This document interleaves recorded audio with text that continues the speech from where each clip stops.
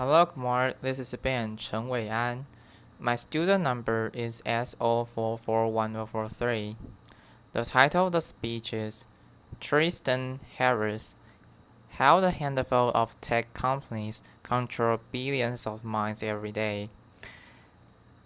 I'm the junior in Department of English in NCUE. I want to imagine walking into a control room with a bunch of people. 100 people hunched over a desk with little dials, and that control room will shape the thoughts and feelings of a billion people. This might sound like science fiction, but this actually exists right now, today. I know because I used to be in one of those control rooms. I was a design ethicist at Google, where I study how do you ethically steer people's thoughts. Because what we don't talk about is how the handful of people working at a handful of technology companies through their choices will steer what a billion people are thinking today. Because when you pull out your phone and they design how this works and what's on the feed, it's scheduling little blocks of time in our minds. If you see a notification, it schedules you to have thoughts that maybe you didn't intend to have.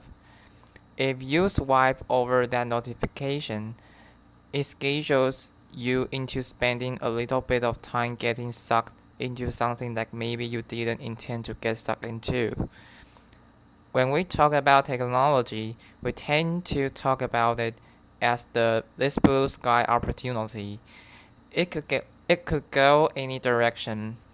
And I want to get serious for the moment and tell you why it's going in a very specific direction, because it's not evolving randomly. There is a hidden goal driving the direction of all the technology we make, and that goal is the race for our attention. Because every news site, TED, elections, politicians, games, even meditation apps have to compete for one thing, which is our attention. And there's only so much of it. And the best way to get people's attention is to know how someone's mind works. And there's a whole bunch of persuasive techniques that I learned in college at a lab called the Persuasive Technology Lab to get people's attention. A simple example is YouTube. YouTube want to maximize how much time you spend. And so what do? They autoplay the next video, and let's say that works really well. They are getting a little bit more of people's time. Well, if you're on Netflix, you look at that and say, well, that's shrinking my market share, so I'm going to autoplay the next episode. But then, if you're Facebook, you say that's shrinking all of my market share, so now I have to autoplay all the videos in the news feed before waiting for you to click play. So the internet is not evolving at random. The reason it feels like it's sucking us in the way it is because of these rays of attention. We know where this is going. Technology is not neutral, and it becomes this race to the bottom of the brain stemmed off who can go lower to get it. Let me give you an example of Snapchat. If you didn't know, Snapchat is the #1 way that teenagers in the United States communicate. So if you're like me, and you use text messages to communicate, Snapchat is there for teenagers, and there's like 100 million of them that use it. And they invented a feature called Snap Streaks, which shows the number of days in a row that two people have communicated with each other. In other words, what they just did is they gave two people something they don't want to do. Because if you are a teenager and you have 150 days in a row, you don't want that to go away. And so think of the little blocks of time that schedule in kids' minds. This isn't theoretical. When kids go on vacation, it's been shown they give their passwords to up to 5 other friends to keep their snap streaks going. Even when they can do it, and they have like 30 of these things, and so they have to get through taking photos of just pictures or walls or ceilings just to get enough to get through their day. So it's not even like they are having real conversations. We have the temptation to think about this as, oh, they're just using Snapchat the way we used to gossip on the telephone. It's probably okay. Well, what this misses is that in the 1970s, when you were just gossiping on the telephone, there wasn't 100 engineers on the other side of the screen who knew exactly how your psychology works and orchestrated you into the double bind with each other. Now, if this is making you feel a little bit of outrage, notice that thought just comes over you. Outrage is a really good way also of getting your attention, because we don't choose outrage, it happens to us. And if you're the Facebook newsfeed, whether you'd want to or not, you actually benefit when there's outrage, because outrage doesn't just schedule a reaction in emotional time space for you. We want to share that outrage with other people, so we want to hit share and say, can you believe the thing that they said? And so outrage works really well at getting attention, such that if Facebook had a choice between showing you the outrage feed and a calm news feed, they will want to show you the outrage feed, not because someone consciously chose that, but because that worked better at getting your attention. And the news feed control room is not accountable to us. It's only accountable to maximizing attention. It's also accountable because of the business model of advertising for anybody who can pay the most to actually work into the control room and say, that group over there, I want to schedule these thoughts into their minds. So you can precisely target a lie directly to the people who are most susceptible. And because this is profitable, it's only getting to get worse. So I'm here today because the causes are so obvious. I don't know a more urgent problem than this, because this problem is underneath all other problems. It's not just taking away our agency to spend our attention and live the lives that we want. It's changing the way that we have our conversations. It's changing our democracy. It's changing our ability to have the conversation and relationships we want with each other. And it affects everyone, because 1 billion people have one of these in their pocket. So how do we fix this? We need to make 3 radical changes to technology and to our society. The first is we need to acknowledge that we are persuadable. Once you start understanding that your mind can be scheduled into having little thoughts or little blocks of time that you didn't choose, wouldn't we want to use that understanding and protect against the way that happens? I think we need to see ourselves fundamentally in a new way.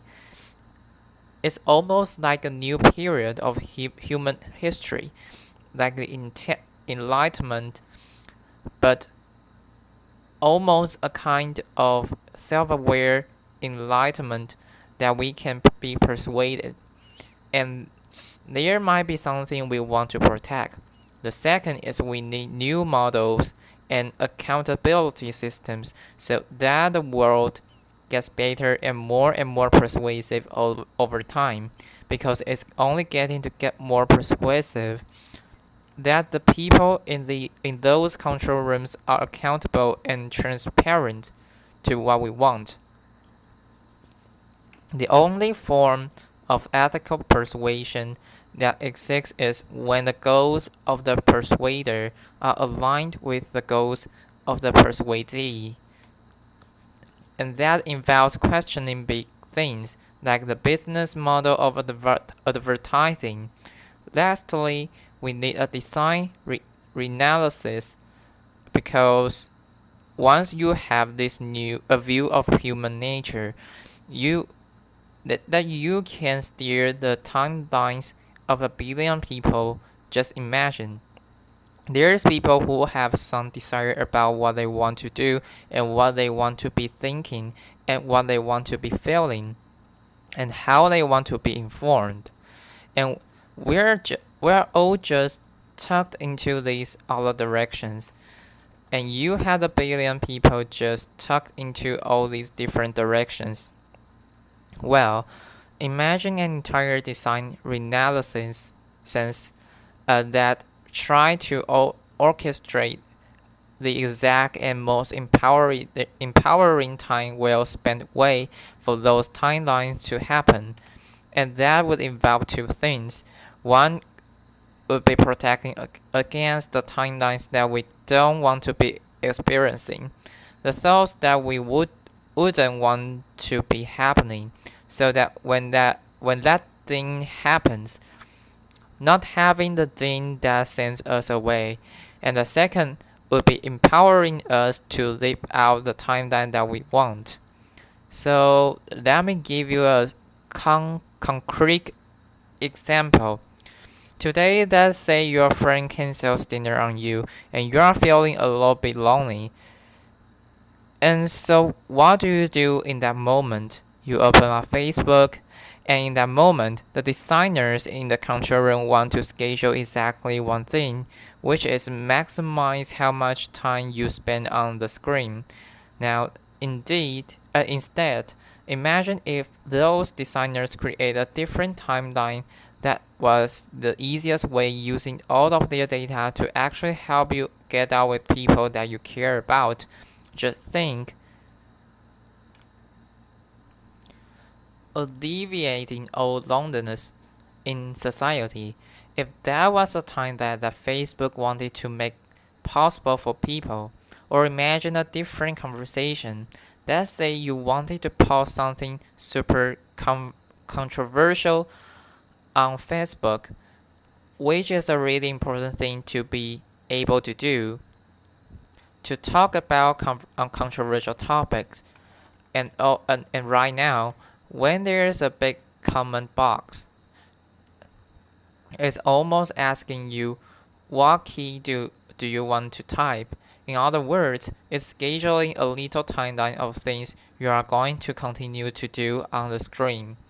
And imagine instead that there was another button there saying what would be most time well spent for you, and you click host a dinner, and right there underneath the item is a who wants to RSVP for the dinner. And so you'd still have a conversation about something controversial, but you'd be having it in the most empowering place on your timeline, which would be at home that night with a bunch of friends over to talk about it. So imagine we are running like a find and replace on all of the timelines that are currently steering us toward more and more screen time persuasively, and replacing all of those timelines with what do we want in our lives. It doesn't have to be this way. Instead of handicapping our attention, imagine if we use all of this data and all of this power and this new view of human nature to give us a superhuman ability to focus and the superhuman ability to put our attention to what we care about, and the superhuman ability to have the conversations that we need to have for democracy. The most complex challenges in the world requires not just us to use our attention individually. They require us to use our attention and coordinate it together. Climate change is going to require a lot of people that are being able to coordinate their attention in the most empowering way together. And imagine creating a superhuman ability to do that. Sometimes the world's most pressing and important problems are not these hypothetical future things that we could create in the future. Sometimes the most pressing problems are the ones that are right underneath our noses. The things that are already directing a billion people's thoughts. And maybe instead of getting excited about the new augmented reality and virtual reality and these cool things that could happen, which are going to be susceptible to the same race for attention. If we could fix the race for attention on the thing that's already in a billion people's pocket, maybe instead of getting excited about the more exciting new cool fancy education apps, we could fix the way kids' minds are getting manipulated into sending empty messages back and forth. Applause. Maybe instead of worrying about hypothetical future runaway artificial intelligences that are maximizing for one goal, we could solve the runaway artificial intelligence that already exists right now, which are these newsfeeds maximizing for one thing. It's almost like instead of running away to colonize new planet, we could fix the one that we already on. Applause. Solving this problem is critical infrastructure for solving every other problem. There is nothing in your life or in your collective problems that does not require our ability to put our attention where we care about. At the end of our lives, all we have is our attention and our time. What will be time well spent for hours? Thank you. Applause. Chris Anderson. Tristan, thank you. Hey, stay back here for a sec. First of all, thank you. I know we asked you to do this talk on pretty short notice, and you've had quite a stressful week getting this thing together, so thank you. For some people listening might say, what you complain about is addiction, and all these people doing this stuff. For them, it's actually interesting. All these design decisions have built user content that is fantastically interesting. The world's more interesting than it ever has been. What's wrong with that? Tristan Harris. I think it's really interesting. One way to say this is if you are just YouTube, for example, you want to always show the more interesting next video. You want to get better and better at juggling that next video. But even if you could propose the perfect next video that everyone would want to watch, it would just be better and better at keeping you hooked on the screen. So what's missing in that equation is figuring out what our boundaries would be. You would want YouTube to know something about, say, falling asleep. The CEO of Netflix recently said our biggest competitors are Facebook, YouTube, and sleep. And so what we need to recognize is that the human architecture is limited, and that we have certain boundaries or the dimensions of our lives that we want to be honored and respected, and technology could help do that. Applause. CA. I mean, could you make us make the case that part of the problem here is that we've got a naive model of human nature. So much of this is justified in terms of human preference, where we've got these algorithms that do an amazing job of optimizing for human preference. But which preference? There's a preferences of things that we really care about when we think about them versus the preferences of what we just instinctively click on. If we could implant that more nuanced view of human nature in every design, would that be a step forward? A step forward? TH. Absolutely. I mean, I think right now it's as if all of our technology is basically only asking our lizard brain what's the best way to just impulsively get you to do the next tiniest thing with your time, instead of asking you in your life what would be most time well spent for you. What would be the perfect timeline that might include something later? Would be time well spent for you here at TED in your last day here?